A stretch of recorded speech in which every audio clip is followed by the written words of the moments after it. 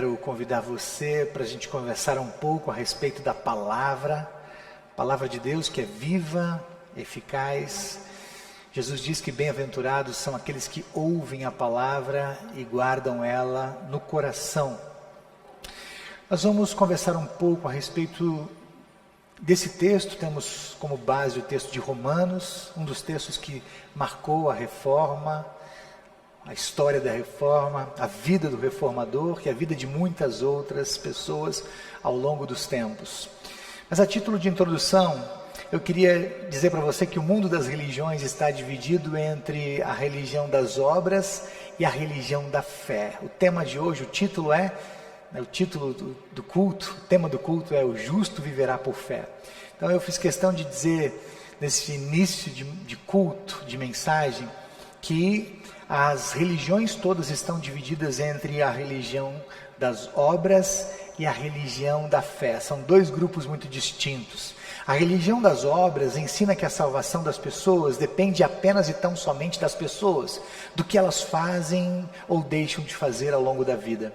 A religião da fé ensina que a salvação eterna das pessoas depende única e exclusivamente de Jesus, daquilo que Jesus Cristo fez na cruz do Calvário por todas as pessoas. A religião das obras está focada nas pessoas. A religião da fé está centrada em Jesus Cristo. A religião das obras anula Jesus totalmente.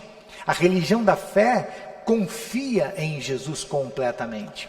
Sabe que essa tensão entre religião das obras e religião da fé está muito presente na vida de Lutero e no contexto todo da reforma, no processo todo da reforma. Lutero teve uma educação muito rígida. Na quarta-feira a gente falou um pouco sobre a vida, a história, a vida de Lutero. Ele teve uma educação especialmente rígida no que diz respeito à vida com Deus, à vida na religião. Ele foi crescendo e crescendo, ouvindo dos seus pais e das pessoas que estavam ao seu redor que Deus é um Deus muito punitivo, é um Deus irascivo, é um Deus bravo, é um Deus vingativo, e que a desobediência aos preceitos da igreja traria prejuízos muito grandes, castigos da parte de Deus para todos que desobedecessem. Lutero nunca ouviu falar na sua história sobre o amor de Deus. Ele jamais tinha ouvido falar da existência de um Deus amoroso. O Deus que ele conheceu em todo o tempo foi um Deus vingativo, irascivo, um Deus que punia as pessoas por causa dos seus erros, das suas faltas. Mas tudo muda quando Lutero descobre a Bíblia lá no mosteiro em Erfurt, a partir de 1505. Lutero descobre a Bíblia, que estava escondida há mais de 1000 anos, estava trancafiada, e apenas os líderes da igreja tinham acesso à palavra de Deus. Agora a Bíblia é descoberta. Lutero traduz a Bíblia em 11 semanas, lá no castelo do Frederico. Ele traduz o Novo Testamento para a língua alemã, a língua do povo, para que o povo tivesse acesso à palavra de Deus, porque a palavra mudou a vida dele, e só a palavra pode mudar a vida, as vidas todas, as vidas do mundo, das pessoas do mundo em todos os tempos e lugares. Então a Bíblia agora foi descoberta, foi traduzida, e agora já começa a transformar vidas no contexto de Lutero, e as vidas até hoje são transformadas únicas e tão somente por causa da palavra de Deus. Toda a reforma protestante, ela é construída sobre a palavra de Deus, basicamente sobre 3 pilares: sola scriptura, sola gratia e sola fide. Só a palavra de Deus, só a graça de Deus e só a fé em Jesus. E é sobre esses 3 pilares que eu quero rapidamente conversar com você nessa manhã. O primeiro pilar da reforma protestante é a palavra, sola scriptura, apenas a palavra, somente a palavra, nada mais que a palavra. Na verdade, a palavra de Deus é o início de todas as coisas. A bem da verdade, a palavra de Deus é o início de todas as coisas, é o meio e é o fim. A própria palavra de Deus diz que o mundo começa com uma palavra de Deus, com uma ordem. Deus dá uma ordem e o mundo acontece. Haja luz e houve luz. A palavra de Deus diz que quem sustenta o mundo é a palavra de Deus, é o próprio Deus com sua palavra. A palavra de Deus diz que quem vai terminar o mundo não vai ser alguém, um país poderoso, uma força, uma bomba, vai ser Deus. Deus vai dar uma ordem, uma palavra, e o mundo vai ter o seu final. Lutero vai dizer mais adiante que a palavra de Deus não é antiga e nem moderna, ela é eterna. Sabe, querido, o Lutero lutava, como eu disse antes, desde sempre, com uma culpa terrível no seu coração. Ele tinha quase 30 anos, muitos diplomas, 5 graduações, entre elas um mestrado e um doutorado, mas nenhum conhecimento que ele adquiriu ao longo dos seus 30 anos, nenhum diploma que ele tinha na parede, diminuía a culpa que ele sentia no seu coração. Ele tinha medo de Deus, ele tinha medo de morrer, ele tinha medo de viver, tinha medo de tudo. Nada fazia com que esse medo, essa culpa diminuíssem, até o dia em que ele lê a palavra, e a palavra vai acalmando o coração dele. Entre os textos, tantos textos, esse aqui de Romanos 1,17, que o justo viverá, vai ter vida, vida gostosa, vida em paz, vida plena, pela fé em Jesus. Ou como diz o nosso texto, nova tradução na linguagem de hoje, viverá aquele que, por meio da fé em Jesus, é aceito por Deus. As pessoas são aceitas por Deus, têm paz no coração, têm vida a partir da fé que tem em Jesus Cristo. Ninguém se livra das culpas e dos medos sozinho, por si mesmo, mas apenas e tão somente pela fé que tem em Jesus Cristo como seu Senhor e Salvador. Isso está registrado, está escrito, está gravado, está cunhado, está esculpido, está selado com o sangue de Jesus na palavra poderosa de Deus. Importante dizer que num tempo de Lutero, no contexto de Lutero, num tempo em que a tradição da igreja, ou seja, tudo que a igreja dizia nas suas lideranças, através dos seus magistrados, tinha o mesmo valor, ou o mesmo peso da palavra de Deus. Eu vou repetir isso para você guardar aí. No tempo de Lutero, a tradição da igreja, os magistrados da igreja, o que as autoridades da igreja dissessem, tinha o mesmo peso, o mesmo valor que a palavra de Deus tem. O Lutero bate o martelo e crava: sola scriptura, somente a palavra de Deus, nada mais que a palavra de Deus, ninguém mais que a palavra de Deus, absolutamente ninguém fala em nome de Deus em termos absolutos, senão a própria palavra de Deus. A palavra de Deus está acima de tudo, acima de todos, acima das autoridades eclesiásticas e acima das tradições da igreja. Ou seja, a palavra de Deus tem a palavra final, sola scriptura.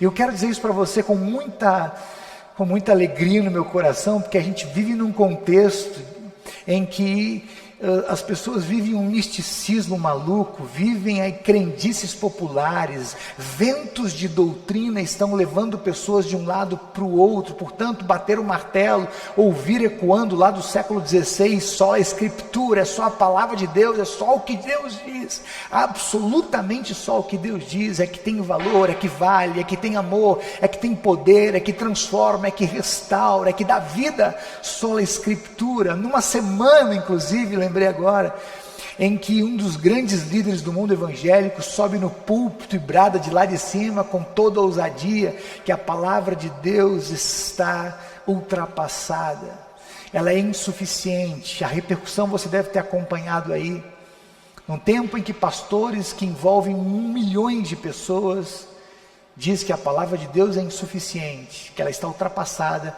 A gente ouve o martelo batendo e Lutero bradando em nome de Deus que a palavra tem a última palavra. A palavra de Deus é só a palavra, sola scriptura. O segundo pilar da reforma, sola gratia, somente a graça, nada mais do que a graça, preciosa graça, a maravilhosa graça. Quem nunca cantou uma canção que tivesse graça como título, como tema, ou que falasse da graça de Deus?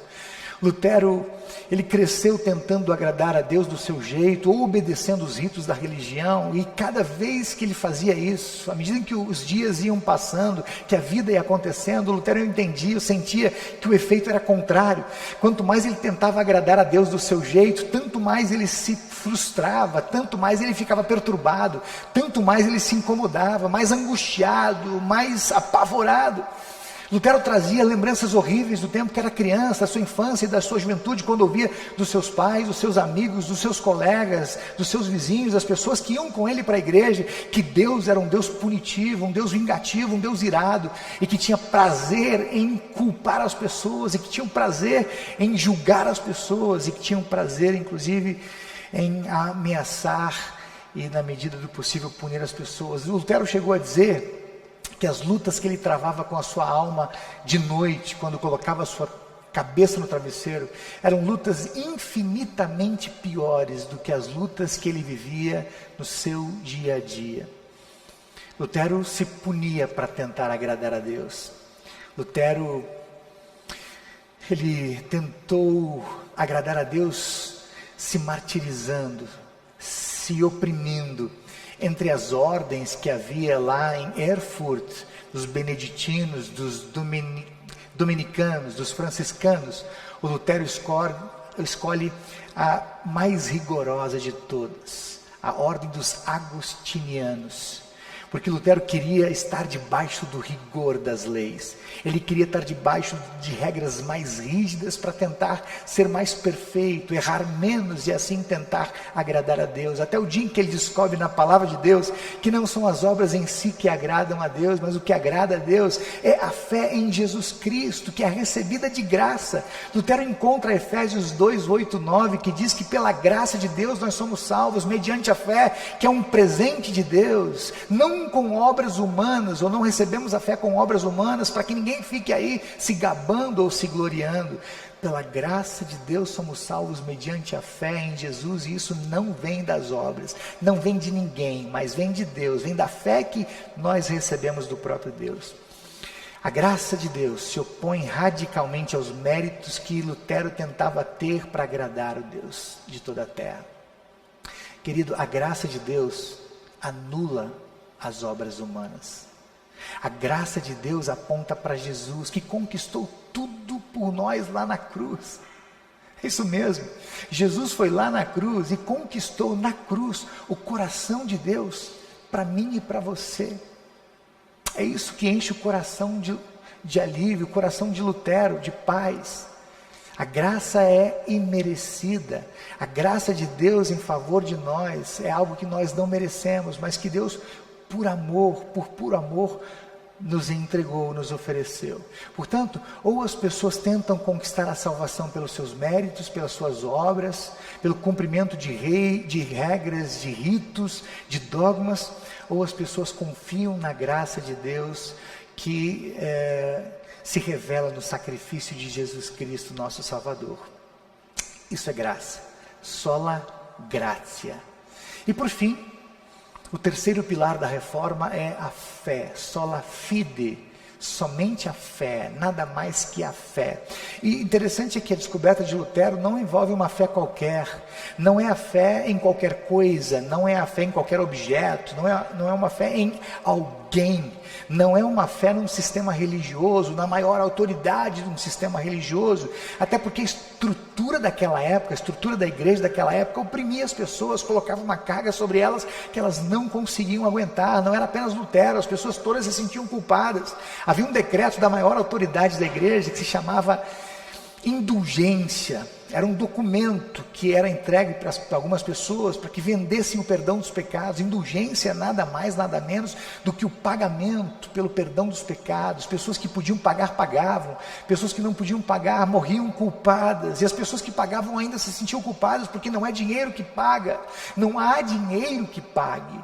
Não há o que pague o perdão de Jesus Cristo. Quando Lutero descobre na palavra que o justo viverá por fé, e que a fé é recebida de graça, como um presente de Deus, que ele não precisa pagar para ter Jesus, para se relacionar com Jesus, ele não precisa pagar para ter perdão em Jesus, porque Jesus já pagou tudo. Jesus pagou tudo lá na cruz, e não foi com ouro ou prata, não foi com euro ou com dólar ou com real, mas foi com seu santo e precioso sangue e sua inocente paixão e morte. Lutero agora tem o seu coração enchido de paz, porque descobre que não é ele, que ainda é sobre Jesus e que sempre vai ser sobre Jesus. O coração de Lutero vai se acalmando na palavra de Deus. Sola fide, somente a fé. A fé em Jesus, o sola fide, o somente a fé, aponta para Jesus Cristo. As pessoas que tentam pautar a sua vida, a sua experiência de fé, nas pessoas importantes, nas estruturas das igrejas, nos ritos e nas regras, elas se frustram. Ou as pessoas pautam a sua vida nas suas obras, ou a pautam nas tradições da igreja, ou as pessoas pautam a sua fé na confiança única e exclusiva em Jesus Cristo, como seu Senhor e Salvador. O único nome, fé em Jesus, sola fide, o único nome pelo qual importa que todos sejamos salvos. O justo viverá por fé.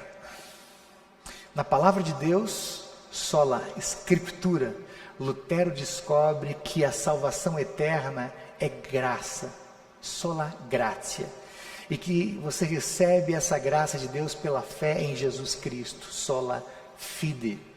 Eu vou terminar essa mensagem compartilhando com vocês um texto muito curioso barra incrível de Lutero, definindo a fé como um penduricalho.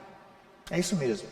Ele vai definir num dos seus textos a fé como um penduricalho. E ele escreve assim: até esse exato momento, por minha maldade e fraqueza, eu fui incapaz de fazer jus às exigências de Deus.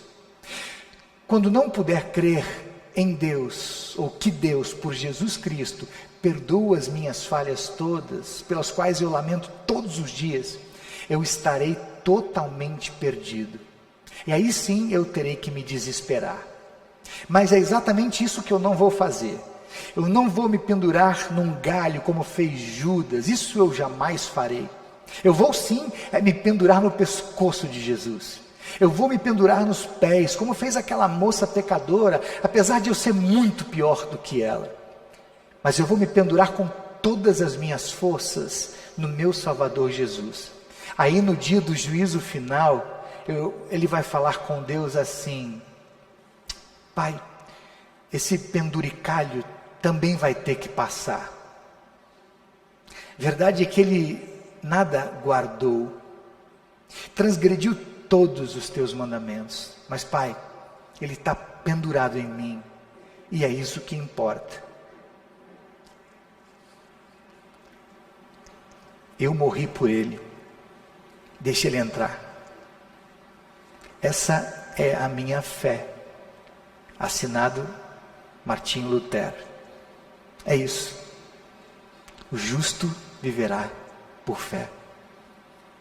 Se pendure em Jesus Cristo. Amém.